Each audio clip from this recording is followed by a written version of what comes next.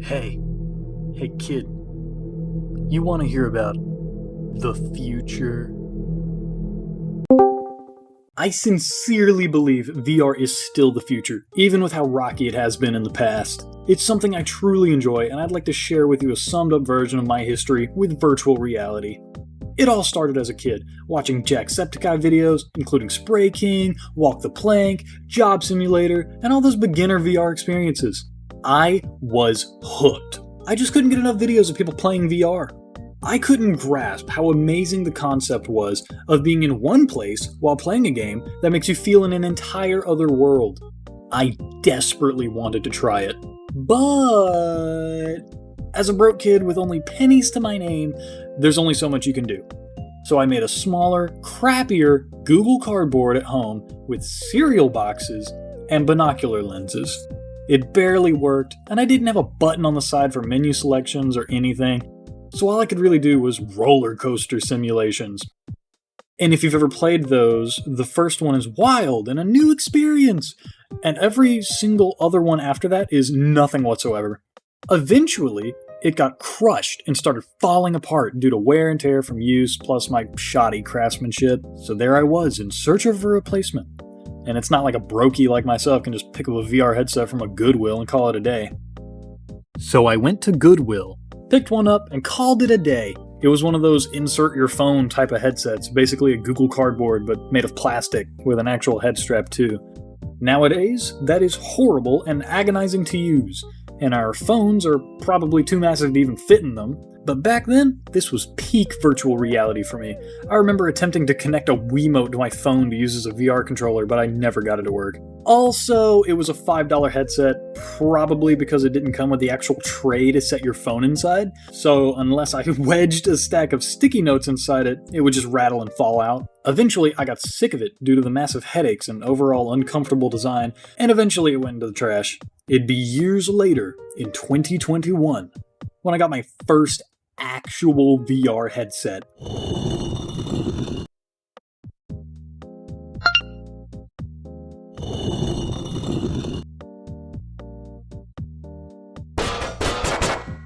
Refurbished Oculus Quest. The first one. This bad boy came straight from the warehouse with gamer sweat-soaked padding and a lengthy 10-foot charging cable that I still use to this day for the Quest 3. The box was sleek, the superior logo on the top, packaged perfectly on the inside. Back in my day, Oculus was an actual company. This headset, albeit outdated and flawed in many ways, was way ahead of its time when it released. From the factory, this puppy had a view slider, a feature they removed for the next headset and then later readapted for the Quest 3 after realizing their incredulous fuck-up. The volume and power buttons had the perfect placement, making using the debug menu super comfortable and simple. The headset was lighter than any other, with the springy rubber straps that conformed to your head instead of abrasively rubbing against it. The only real downside at the time was it being black. Not a race thing, okay? But the color black does absorb more heat, so after extended use, it could be a tad uncomfy unless you had a fan. But I don't know, man, it looks pretty cool. I just wish my Quest 3 was black. That'd be cool, I think, but that's just me, man. You do you. Eventually, it got overshadowed by the Oculus Rift, a headset I actually didn't own, but I heard it was good.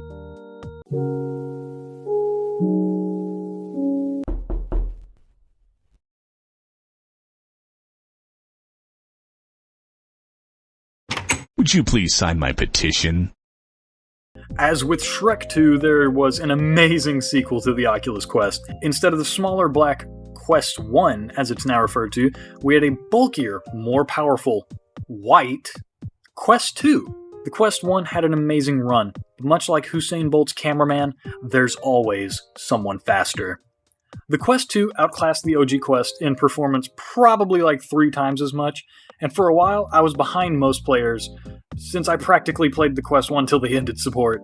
I already wasn't able to play Population 1, I wasn't missing much, but even in loading time I was always dead last. But what the Quest 2 made up for in performance, it severely lacked in ergonomics. Yeah, remember that convenient view slider from the Quest 1? Now it's just 3 settings you manually click the lenses to, and many people like myself had to precariously balance the lenses in between the individual views. Mine was set between 2 and 3, basically dead middle. Sometimes it would actually slide out during a game, and if I didn't move them, I'd get a headache. Also, like a bit of lore, when I first started VR, I got massive migraines for 3 months, as well as insane vertigo from just playing anything at all. And now I'm just immune? Because I didn't take any medicine for it? So I basically just raw-dogged motion sickness till it didn't affect me anymore. Another piece of intriguing design was the uncomfortable strap with chunky plastic parts in the back that would either bruise you if you had it tight to not fall off, or the strap would rest on your ears and practically cut into them if it was too loose. They had rubbery silicone covers that you could put on the fabric padding for a more comfortable wear if you coughed up $15. And for what it did, I'd say it's worth it if we don't think about the ones that got recalled for eye irritation. Shut your fucking mouth! No problem, Charlie. Shut the fuck up, you cunt! Shut it! But most of this could be circumvented by just buying an extended battery strap with a more comfortable design, which is what most people opted to do since the battery life on both headsets was only around 2 hours at most. And speaking of the battery, most, if not all Oculus batteries for both headsets would eventually get worn out and only be able to keep half the charge they were supposed to, which sounds bad, but most people just accepted it as fate, since most Oculus parts would just wear down or stop working altogether. The most criminal of which would be the microphones, dear God! I cannot tell you how many times I would be playing Gorilla Tag or Stride VR when someone would join and totally ear rape me from across the map with nothing but static. Do you want to play minigames? I got my Quest 2 in senior year after my Quest 1 had gotten stick drift twice already. I'd busted up the controllers more than a 14-year-old sock, and tracking in them began to give out. I was sad to leave my little war machine, but at the same time, support was ending for the little guy, and he desperately needed to retire. I used the Quest 2 to basically play all the usual games I already did: Beat Saber, VR Chat, Battle Talent, Gorilla Tag, and even... And within the first week of ownership, I got this wacky, little lovable thing called stick drift. If you thought Joy-Cons were bad, you've seen nothing! In VR, stick drift is a death sentence.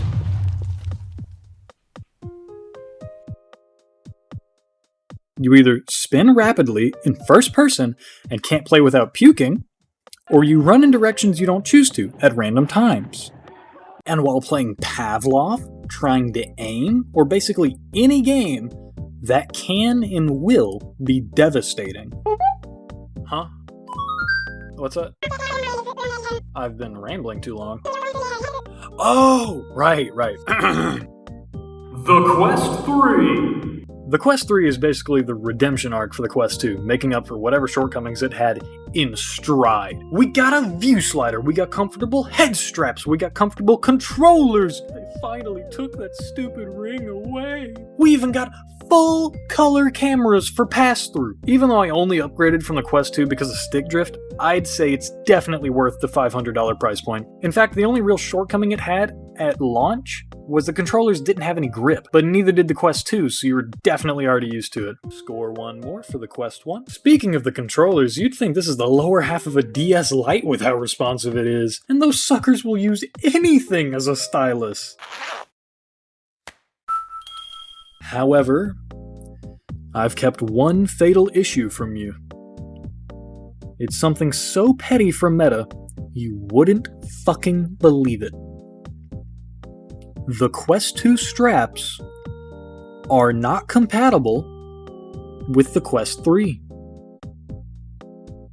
Why the fuck would they do that? Here's why they did that. The Meta company tried selling their own battery strap for the Quest 2. However, nobody bought it because there were cheaper options that outperformed the official strap on sites like Amazon. And since they knew nobody would buy it, they made a battery strap and released it as an optional purchase at launch of the Quest 3, so that those who were used to extended battery life would keel over and hand them money to ease the experience. How the fuck did they do that? Here's how they did that. The snap-on straps for the Quest 2 had these straight arms that clipped onto the headset, and to make them non-compatible with the Quest 3, Meta curved the arms of the strap and made them just a millimeter or so smaller, so that no matter how hard you tried, you could not attach a Quest 2 strap to the Quest 3.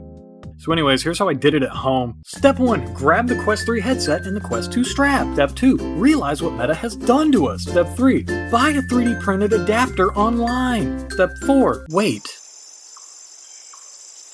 Step 5, connect the adapter when it arrives. Step 6, realize the adapter makes the strap 2 inches longer than it should be. Now it's all wiggly and uncomfortable. But not to worry, we're about to fix that. Cut the Quest 2 strap by 2 inches, glue it on the adapter. Realize that probably won't hold, so grab some cord and tie it together. Don't forget to singe those edges, wouldn't want to get a cut. And now you're done. Great job, sport. In all seriousness, it was incredibly janky, but I did get it to work.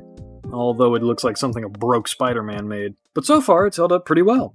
If you don't want to shell out 130 clams to the big man, I'd highly recommend trying to mod your old one. But again, this was just my experience. I don't know about the future of this channel, but I fucking keeping it.